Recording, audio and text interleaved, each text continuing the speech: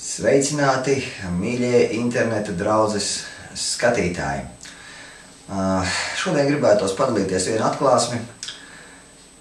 Šodien ir pagājis Nordea maratons, kas gāja Rīgā. Tas ir šodien. Un atkal viens cilvēks ir šajā maratonā gājis bojā. Un es vienkārši tā izdomājos par to, ka ļoti bieži, tad, kad mēs uz kaut kurien dodamies, mēs zinām, ka mēs iziesim šodien no mājas ārā. Un noteikti kāds cilvēks šajā dienā ies bojā. Bet mēs domājam, nē, tas nebūšu es. Un tā mēs dzīvojam, un arī es domāju, ka šis cilvēks, kas devās uz šo maratonu, viņš zināja, ka daudzus aizvedīs uz slimnīcu, ka daudziem kaut kas notiks, bet viņš nedomāja, ka viņš varētu būt tas, kas nomirs tieši šajā skrējienā. Un arī, kad es esmu gājis uz šiem maratonu skrējieniem, es arī zinu, ka kādu aizvedīs uz slimnīcu, bet es nekad nedomāju, ka tas būšu es. Un es arī zinu, ka varbūt kāds arī nomirs šajā skrējienā, bet es nekad nedomāju, ka tas varētu būt es.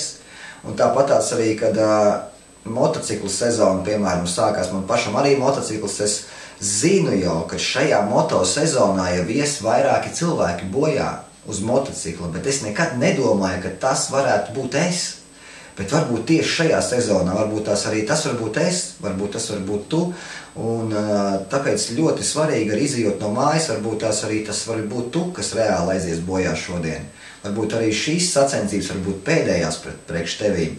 Un tāpēc ir ļoti būtiski tas, ja arī tu mirsti kaut kādā situācijā, lai tu nenonāc ellē.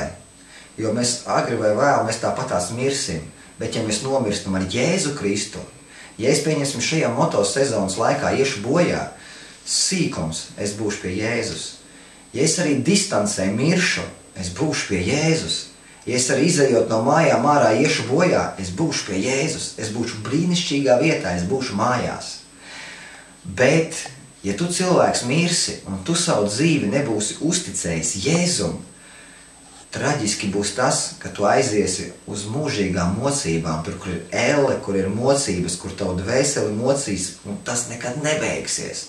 Un tas ir šausmīgi, un tāpēc es gribētu tev šodien, gribētu lūgt kopā ar tevīm, lai tu savā dzīvē ieaicinātu Jēzu Kristu, un lai tev nebūtu jāiet uz mocībām, ja ar tevīm kaut kas notiek, lai tu reāli varētu tikt debesīs.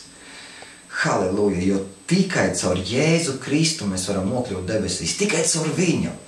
Un tāpēc lūdzu kopā ar manīm, lai tu būtu glābts, lai tava dvēsele būtu izglābta. Ja gadījumā tu arī mirsti maratona skrējienā, tu nonāc pie Jēzus. Ja gadījumā tu arī mirsti rītā izejot pa durvīm ārā, tu nonāks pie Jēzus, jo tu labi zini, ka rītdien kāds nomirs. Un vai tu zini, kurš tas būs? Varbūt tas būsi tu.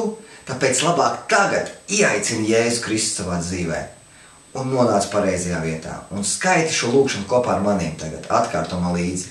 Mīļais Jēzu, piedod manus grēkus, ienāc manā sirdī un kļūsti par manu kungu. Es tev lūdzu, mīļais Jēzu, ieraksti man vārdu dzīvības grāmatā. Jēzu, es ticu to, ka tu esi Dievs, es ticu to, ka tu esi valdnieks. Un es ticu, ka visa dzīvība un viss pieder tev.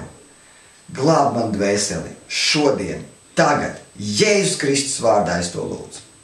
Āmen. Paldies, mīļie skatītāji!